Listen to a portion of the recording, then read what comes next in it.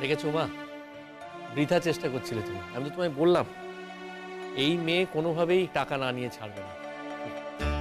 আর ঠিক আছে, আমি যখন এত কষ্ট করে টাকাগুলো জোগাড় করে এনেছি, টাকা যখন ওকে তুলে দিতেই হবে তখন তুলে দিচ্ছি টাকা। কিন্তু একটা কথা এটাও আমি বলে দিচ্ছি তোমায় মা, যে মেয়ে এইভাবে টাকাটা আদায় করতে পারে না, তার সঙ্গে কিন্তু আমি দিনে কালে সংসারটা করতে পারবো। দিনে কালে কি গো? তোমার তো এখনই আমার সাথে সংসার করার কথা নয়। দেখো, আমি তো তোমার সাথে এক ঘরে থাকি না, সংসর্গও রাখি না। হ্যাঁ, তোমার জন্য রান্না বান্না করে দিই। এখন তুমি যদি বলো তুমি আমার হাতে খেতে চাও না, বেশ, আমি রান্না করব না। মাকে বলো, মা তোমাদের জন্য রান্না করে দেবে। ইনফ্যাক্ট কাল থেকে তো মা আমাকে রান্নাঘরে ঢুকতেই দিচ্ছে না, সব রান্না বান্না মা নিজেই করছে। তবে হ্যাঁ, আমি এখান থেকে যাব কি যাব না সেই ডিসিশনটা না পুরোপুরি আমার। এ ব্যাপারে তোমরা কেউ কোনো কথা বলতে পারবে না। আচ্ছা, সব ব্যাপারে এরকম গাজোয়ারি করবে সেটা তো হয় না, এটা তো মানা যায় না। আচ্ছা মাসিমা, আপনি জানেন সামনেই আমার বিয়ে। এই যে বিয়ের আগে যে অশান্তিগুলো করছে সেগুলো কে অশান্তি করছে? আমি না আর কিচ্ছু বলতে চাই না তোমার, আমি কিচ্ছু বলতে চাই না, বিশ্বাস করো। আচ্ছা আচ্ছা হয়েছে, থাক থাক থাক এবার। ওহ বাপরে বাপরে বাপরে বাপরে বাপ। ওই বৌমা শোনো, তুমি যখন টাকা নিতে ছাড়বে না, তুমি যখন যেমন তেমন প্রকারেই হোক টাকাটা নেবেই, তো নাও গো মা, নাও টাকাটা বা নিয়ে নাও ঠিকই। দেখো, কিছু মনে করো না, আমি তো তোমাকে অনেকদিন ধরে জানছি। তুমি যে খুব বাধ্য মেয়ে সে তো আমি বুঝেছি। আমি জানতাম যে তুমি তোমার মা, তোমার বৌদি কারো কথাই শুনবে না, কারো কথাই রাখবে না তাদের। তবু আমি তাদের ডেকেছিলাম কেন জানো? ডেকেছিলাম সাক্ষী রাখার জন্যে। তারা রইলেন, তারা চোখের সামনে দেখে গেলেন যে তুমি টাকাটা নিচ্ছ, এবার টাকাটা নাও দেখি। মা, যে দিদি, এই যে একটু একটু দেখে নিন, আপনার মেয়ে কিন্তু এবার টাকাটা নেবে, কেমন? আপনারা সাক্ষী রইলেন। নে দে, সইটা করিয়ে নে। আরে বয়ানটা লিখেছিস তো? হ্যাঁ হ্যাঁ, এই তো তো দে। বয়ান তো লেখাই আছে, বয়ান না হলে টাকাটা নিচ্ছি বা কি করে? দেখি বয়ানে কি লিখেছো, তারপর তো সই করবো। দাও। নাও দেখে নাও।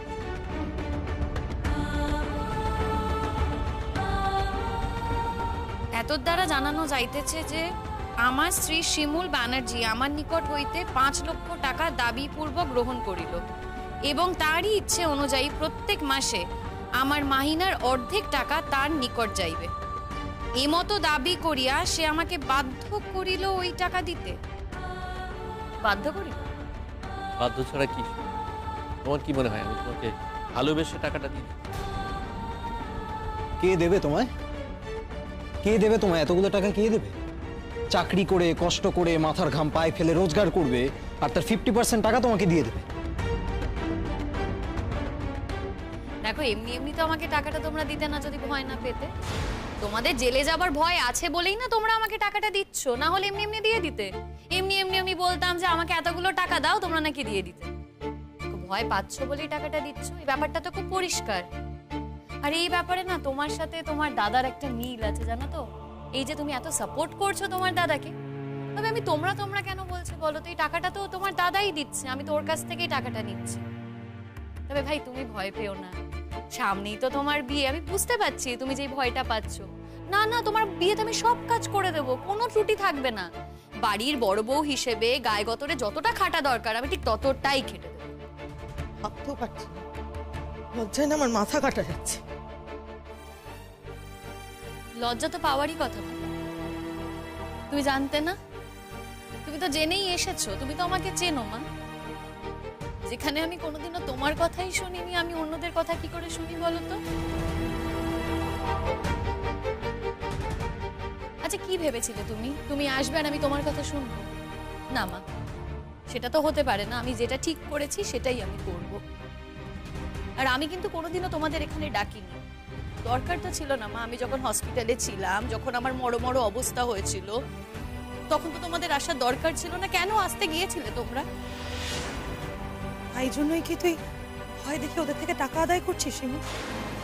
শিমুল, এটা কি তুই ঠিক কাজ করছিস? তুই সবাইকে বলছিস যে ওদের কোনো দোষ নেই, তারপর তুইও ওদের থেকে এইভাবে টাকা নিচ্ছিস। তোকে টাকা নিতে আমি বারণ করছি না, কিন্তু এইভাবে এটা কি কোনো ভদ্র মানুষের কাজ হলো শিমুল? এদিকে বলছো তুমি এখান থেকে যাবে না, এখানেই থাকবে। তা ওদেরই টাকা নিয়ে ওদের ধনে প্রাণে মেরে আবার ওদের এখানেই থাকবে? সেটাই বলো গো, সেটাই বলো। ভেবে দেখো দেখি এরপরে আমাদের কি হবে। তো কি কথা, এরপরে তো দেখি না খেয়ে মরতে হবে গো। না মা, না খেয়ে তোমাকে মরতে হবে না। দেখো ওই অর্ধেক টাকা দিলেও তোমার ছেলের কাছে যে টাকাটা থাকবে না, তাতে তোমার চলে যাবে, কোনো অসুবিধে হবে বলে আমার মনে হয় না। কি গো, অনেক সময় তো নষ্ট হলো, দাও, মানে যেটা দেওয়ার কথা সেটা দাও। এক হাতে দেবে, এক হাতে সাইন করব, না হলে কিন্তু আমি সাইনটা করব না। কেন? না মানে তোমার কি এতটুকু ভরসা নেই? না গো, নেই। না তো তোমার কি মনে হচ্ছে যে আমরা এই টাকাটা নিয়ে এসে তোমাকে না দিয়ে নিয়ে চলে যাব? দেখো এরকম তো হতেও পারে, তাই বলছি এক হাতে টাকা দেবে, এক হাতে সাইন করব, কোনো অসুবিধা নেই তো, করে দেবো ওয়ারেন্টাই সাইন।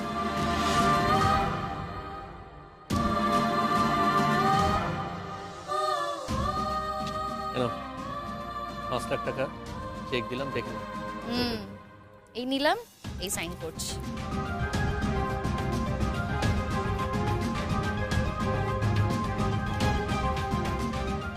এবার মাইনের অর্ধেক টাকাটা, আর তার সঙ্গে তোমার স্যালারি স্লিপটাও দেখিও।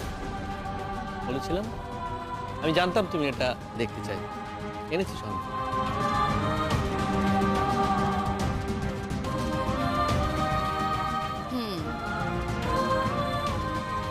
তার মানে 42,000 টাকা তুমি পাও, সহজ হিসেব 21,000 আমার, 21,000 তোমার।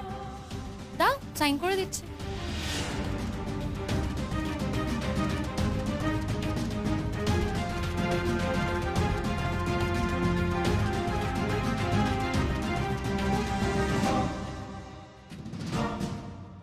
ছি ছি ছি ছি, দেখুন গো দিদি, দেখুন, কিছু মনে করবেন না, আমার না ভাবতেও লজ্জা করছে যে আমারই বাড়ির বউ, আমারই বাড়ির বসে আমার ছেলেদের ঘাট ধরে এরকম টাকা আদায় করছে গো। এরকম ঘটনা বোধহয় ভূভারতে কোথাও ঘটেনি। তবুও তো একটা ঘটনা এরকম ঘটলো, বলো, অন্তত বলতে পারবে যে এরকম ঘটনা ঘটেছে, আবার তোমার বাড়িতেই ঘটেছে। আচ্ছা পলাশ, এই ব্যাপার নিয়ে তুমি গর্ব করবে না? এবারে তুমি খুশি তো শিমু? হ্যাঁ খুশি। বেশ, তাহলে তুমি এবারে এটাও সই করে দাও যে তুমি আমার ব্যাপারে ভবিষ্যতে আর কোনো থানা পুলিশ করবে না।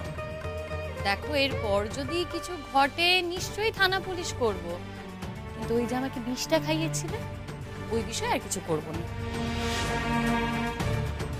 দাঁড়াও দাঁড়াও, আমি কিন্তু তোমাকে বিষ খাওয়াইনি শিমু। দেখো তর্ক করে না লাভ নেই, এই কথাটা সবাই জানে। তুমি একা না, তুমি, তোমার ভাই আর তার ভাইয়ের বউ মিলে আমাকে বিষ খাইয়েছিল। এই শোনো, প্রতীক্ষাকে কিন্তু এর মধ্যে তুমি একদম টানবে না, ও কিন্তু এসবের মধ্যে নেই। নেই? কি বলছো তুমি? আছে, নিশ্চয়ই আছে, আর চাইলে আমি ওকেও। আচ্ছা ঠিক আছে, ঠিক আছে, আমরা আর কোনো কথা বাড়াচ্ছি না, যত কথা বাড়াবো ততই বিপদ। এই জন্যই তো বলছি, দাও, কোথায় বয়ান আছে দাও, আমি সাইনটা করে দিই।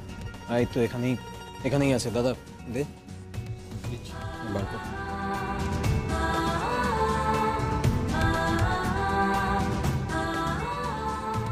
সম্প্রতি দুর্গাপুজোর ভাসানের দিনে শিমুল ব্যানার্জি হঠাৎ অসুস্থ হয়ে হাসপাতালে যায় এবং সেখানে গিয়ে প্রমাণ হয় তার পেটে বিষ আছে। কে এই বিষ দিয়েছে তা নিয়ে তদন্ত চললেও তেমন উল্লেখযোগ্য প্রমাণ কিছু পাওয়া যায়নি। তবে শিমুল ব্যানার্জির কথাবার্তায় ও হাবে ভাবে বারবার একথা ফুটে উঠেছে যে পরাগ ব্যানার্জি, পলাশ ব্যানার্জি এবং প্রতীক্ষা দাস এই বিষয়ের সঙ্গে যুক্ত হতে পারে। তাই এখন থেকে শিমুল ব্যানার্জি, যদিও পরবর্তীকালে পুলিশের কাছে স্বীকার করেছে যে আমরা কেউই দোষী নই, এই মর্মে তাকে এখানে একটু সই করে দেওয়ার জন্য অনুরোধ জানানো হচ্ছে। করে দিচ্ছি।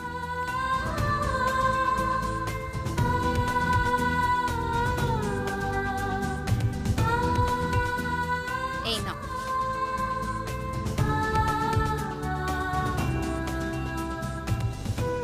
যাক, কেসটা থেকে বেঁচে গেলে তো। 5 লাখ টাকা আর প্রতি মাসের মাইনে থেকে অর্ধেকটা আমাকে দেবে। একটা মানুষকে খুন করার অপরাধের চেয়ে এই ব্যাপারটা কিন্তু খুব হালকা। এটা তোমরা মানো তো?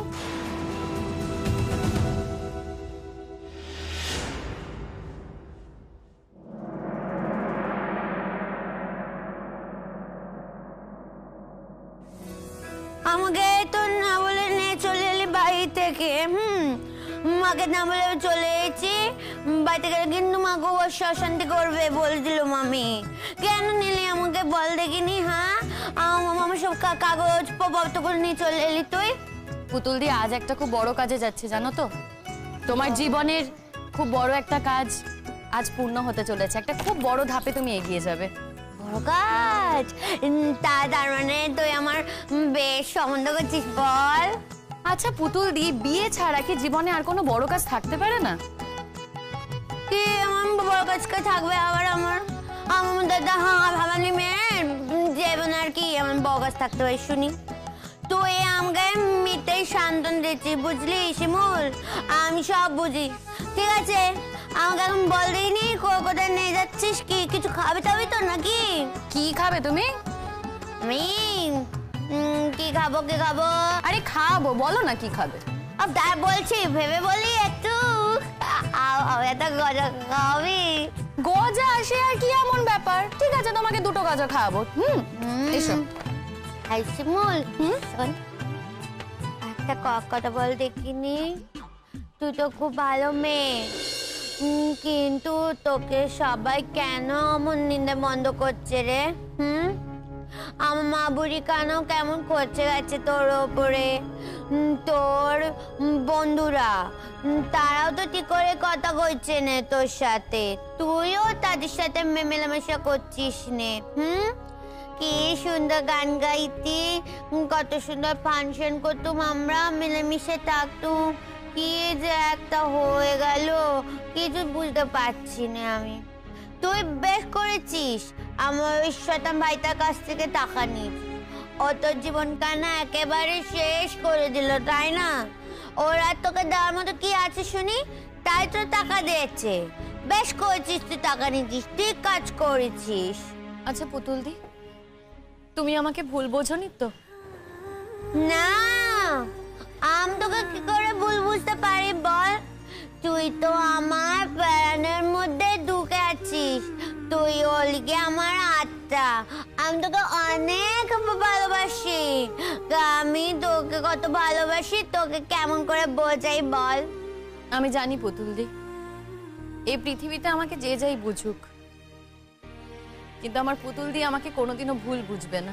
কালি মনের মধ্যে একখানা ভয় করে। কিসের ভয়? কেন যেন মনে হয় তুই যদি আমাকে ছেড়ে চলে যাস। পুতুল দি, আমি তো এক্ষুনি কোথাও যাচ্ছি না। এখনই যাচ্ছিস না ঠিকই, তার মানে নিশ্চয়ই তুই পরে কোনোদিন চলে যাবি। সে তো তুমিও এ বাড়িতে চিরদিন থাকবে না পুতুল দি।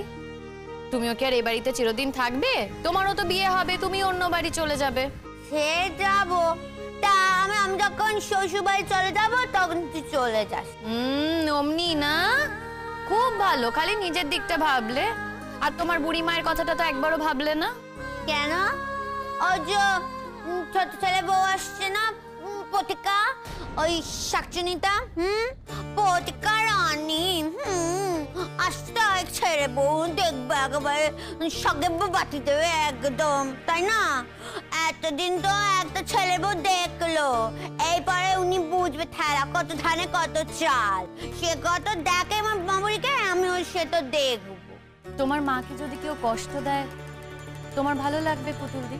তা ভালো লাগবে না, কিন্তু কি করা যাবে? কি করা শুনি? তুই যে এত ভালোবাসিস আমার মা বুইটাকে, সেটা কি বুঝলো? এমন দ্বারা আচরণ আবার কেন করছে আমার মা বুইটা তোর সাথে? হ্যাঁ, অত ছেলে ছেলে করে পিট করার কি আছে? আমি ছেলে ছেলে করে একদম ছেলে গলা একদম ঝুয়ে পড়ছে। আর এত দিন ধরে যে তুই এত সেবা শুশ্রূষা করলি, তার কি হলো শুনি? ছেলেরা কি জিনিস তা এতদিনে ওই বুড়ি বোঝে নেকো? হ্যাঁ, ওই বুড়িটাকে তো না খাইয়ে রাখতো একদিন। তারপরেও একদম ছেলে ছেলে করার কি আছে? এত গাছ জ্বলে যায় আমার দেখলে। আচ্ছা ঠিক আছে ঠিক আছে, তুমি এত রাগ করো না, বুঝেছো? পুতুল দি, আমাদের যেখানে যাওয়ার কথা সেখানে কিন্তু এসেই গেছি, সামনেই। আচ্ছা মামা, আমাকে তো তুই রোজ রিস্কো করে নিয়ে যাস সব জায়গায়, আজ কেমন হাতে হাতে নিয়ে এলি কেন? আমার পায়ে ব্যথা করে না? ইচ্ছে করে গো, তোমার তো এখন হাঁটা চলা করা হয় না। আচ্ছা ডাক্তার তোমাকে কি বলেছে বলো তো পুতুলদি? হ্যাঁ, যেদিনকে তোমাকে ডাক্তারের কাছে নিয়ে গিয়েছিলাম, ডাক্তার তোমাকে বলেছিল না যে হাঁটা চলা করতে? হ্যাঁ, হাঁটা চলা না করলে তো তোমার ওজনটা বেড়ে যাবে, আর সেটা তো শরীরের জন্য ভালো না। তাই তো তোমায় হাঁটা চলা করাচ্ছি, হাঁটা চলা হয় না বলে। এবার থেকে তোমাকে যেখানেই যাবো হাঁটি হাঁটিয়ে নিয়ে যাব। আরে আরে হাতে দিয়ে নিয়ে যাবে মানে? আমি আগে মতো ড্যাং ড্যাং করে হেঁটে চলে বেড়াতাম নাকি আমি? হ্যাঁ দেখো, সে তো ঠিক, তুমি আগে ড্যাং ড্যাং করে এদিক ওদিক ঘুরে বেড়াতে, মা তোমায় খুঁজে পেতো না, কোথায় যে যেতে তার কোনো ঠিক নেই। এটা ঠিক, আমি আসার পর তুমি লক্ষ্মী মেয়ে হয়ে গেছো, এখন আর কোথাও বেরো না। তুমি আছো বলেই কোথাও বেরোই না। তুমি যদি চলে যাও তাহলে আমি আবার বেরিয়ে যাব। আচ্ছা পুতুল দি, আমি কি কোথাও যাচ্ছি? আমি কোথাও যাচ্ছি না, আমি এখানেই আছি। তার মানে বাইরে যাওয়ার কোনো প্রশ্নই উঠছে না। কিন্তু হাঁটা চলা তো করতে হবে, বলো। হাঁটা চলা না করলে কি করে হবে? দিন দিন তো চেহারাটা ভারী হয়ে যাচ্ছে, ডাক্তার বলেছে না হাঁটা চলা করতে। সেই কারণেই তোমাকে আমি হাঁটিয়ে হাঁটিয়ে নিয়ে যাচ্ছি। এবার থেকে হাঁটিয়ে হাঁটিয়ে নিয়ে যাব, চলো। এই শোন, তুই আমার কথা খুব ভাবিস না। বারে, যে যাকে ভালোবাসে তার কথা তো ভাববেই। তোমার কথা ভাববো না বলো তো? এই যে তুমি আমাকে এত ভালোবাসো, তুমি বুঝি আমার কথা ভাবো না? ভাবি তো, তোর কথা সব সময় ভাবি। সব সময় মনে হয় যাতে তোর ভালো হয়। মাঝে মাঝে তোর ভালো ভাবতে ভাবতে না মনে হয় তুই এ বাড়ি থেকে চলে যা, তাহলে তুই ভালো থাকবি। তারপরই মনে হয় তুই যদি এ বাড়ি থেকে চলে যাস তাহলে আমার কি হবে বল? আমি তো মরেই যাব। তুই যতদিন আমাদের বাড়িতে ছিলি না, কিন্তু এখন তো তুই আমার বাড়িতে আছিস নাকি? তুই আছিস মানে তুই আছিস। এখন তো আমি আছি পুতুলদি, আমি তো কোথাও যাচ্ছি না। পুতুলদি বলছি, তোমাকে যে তোমার নামটা সই করতে শিখিয়েছি সেটা মনে আছে তো? ভালো করে সই করতে পারবে তো? কেন লো? কোথায় সই করতে হবে? সে আছে এক জায়গায়। বলছি, আমাকে তুমি বিশ্বাস করো তো? বিশ্বাস করি, আমার নিজে থেকেও আমি তোকে বেশি বিশ্বাস করি। শোনো, তোমাকে না একটা ফর্মে সই করতে হবে। ঠিক তোমাকে যেমন করে সই করা শিখিয়েছি ঠিক সেইভাবেই সই করতে হবে, কিন্তু বারবার একই সই করতে হবে। আমি জানি তুমি ঠিক পারবে। পাই তো, আমাকে তো সব তুই শিখিয়েছিস একটু একটু করে, তাই না? আমি কেমন সুন্দর করে এখন বাংলা শিখতে পারি তোর জন্য। আবার সবার মতো করে যদি একটু ইংরেজিটা বলতে পারতুম তাহলে খুব ভালো হতো। ওটাই তো আমি তোমাকে বলি পুতুলদি, মন দিয়ে লেখাপড়াটা করো। আমি যা যা শেখাচ্ছি একেবারে মন দিয়ে শেখো, বুঝলে? কাজ চালানোর মতো ওইটুকু লেখাপড়া তুমি ঠিক করতে পারবে। আচ্ছা বাবু, ঠিক আছে, তাই হবে। আচ্ছা এইবার বল তো কি সই করতে হবে? ওই যে বললাম। তুমি জানো আমরা এখন কোথায় যাচ্ছি? ব্যাংকে যাচ্ছি। ব্যাংকে তো মাবুরি যায় বাবা পেনশনের টাকা তুলতে, আর ভাইরা যায় টাকা জমা করতে। আমি কেন যাব? আমার তো টাকাও নেই, জমাও করতে পারবো না। আমি কি করব? আজ তুমি টাকা রাখবে পুতুলদি? আমি তো টাকা রাখবো। কোথা থেকে টাকা রাখবো? শিমুল, আমি বুঝতে পারছি না তোকে বলছি। শোনো, এবার থেকে যদি কেউ তোমায় কোনো টাকা পয়সা দেয়, সেই টাকা কিন্তু তোমাকে ওখানেই রাখতে হবে। আজ আমি তোমার নামে একটা অ্যাকাউন্ট খুলিয়ে দেব, এরপরে ওটা জয়েন্ট অ্যাকাউন্ট করে দেব, মাকে অ্যাড করে দেব। আর তুমি তো এখন সই করতে পারো, তোমার অসুবিধা হওয়ার কথা না। এখন একাই অ্যাকাউন্টটা খোলো, পরে দেখি কিভাবে অ্যাকাউন্টটা জয়েন করা যায়। আমার টাকা কোথেকে আসবে? শোন, আমাকে তুই তো বুঝতে আমাকে 500 টাকা দিচ্ছিলি না হাত খরচা, কিন্তু সেটা তো আমি খরচা করে ফেলেছি। ওই টাকাটা তো নিয়ে আসিনি কো। আরে বাবা, সেই টাকা তো আমি তোমায় খরচা করার জন্যই দিয়েছি। তোমার টাকা আছে পুতুল দি, অনেক টাকা আছে। মিথ্যে কথা বলছিস, আমার কোত্থেকে টাকা আসবে? আমাকে তো কোনো টাকা নেই, তুই বললে আমি বিশ্বাস করবো? আচ্ছা, তোমার কি মনে হয় আমি তোমায় মিথ্যে কথা বলছি? আমি বাজে কথা বলার লোক? না, তুই বাজে কথা বলার লোক নস, কিন্তু আমি ভাবছি টাকা তো কোত্থেকে আসবে? আছে পুতুল দি, তোমার অনেক টাকা আছে। অনেক টাকা? অনেক টাকা কোত্থেকে আসবে শিমুল? টাকা কি আকাশ থেকে ঝরে পড়বে? আচ্ছা পুতুল দি, এই যে তুমি বলো বিয়ে করব বিয়ে করব, এই বিয়ে কি এমনি এমনি হয়ে যাবে বলো? বিয়ের জন্য তো টাকা পয়সা খরচা হবে। আর তোমার ভাইরা যা, তারা তো আর এমনি এমনি তোমায় টাকা দেবে না, তাদের কাছ থেকে টাকা আদায় করতে হবে। আর এই যে তুমি বিয়ে করবে, তার আগে তো তোমাকে সুস্থ হতে হবে। আর সুস্থ হওয়ার জন্য কি করতে হবে? ভালো ডাক্তার দেখাতে হবে। দেখো, এতদিন যদি তোমাকে ভালো ডাক্তার দেখানো হতো, যদি তোমার ওষুধপত্র ঠিক ঠিক পড়তো, তাহলে হয়তো এতদিনে তুমি অনেকটাই সুস্থ হয়ে যেতে। হ্যাঁ, তোমাকে ওরা এমনি ডাক্তার দেখিয়েছে, কিন্তু তোমার রোগের জন্য যেই ডাক্তার প্রয়োজন সেই ডাক্তার তো দেখানো হয়নি। ওই আমি যা একবার সেই ডাক্তার দেখালাম, কিন্তু একবার দেখালে তো হবে না, তোমাকে বারবার ডাক্তার দেখাতে হবে, ওষুধপত্র আছে, তার তো অনেক খরচ পুতুল দি। দেখো, আমি যদি চাকরি বাকরি করতাম, আমার কাছে যদি টাকা থাকতো, তাহলে আমাকে কারোর কাছ থেকে টাকাটা নিতে হতো না। আমার কাছে টাকা নেই বলেই অন্যের কাছ থেকে টাকাটা নিতে হলো। আমি কিছু বুঝতে পারছি না, কোত্থেকে টাকা এলো এত? তো আমায় তো পরিষ্কার করে বল দেখিনি। আছে পুতুল দি, অনেক টাকা আছে তোমার। তোমার ভাই যে 5 লাখ টাকা দিল, সেই টাকা আছে।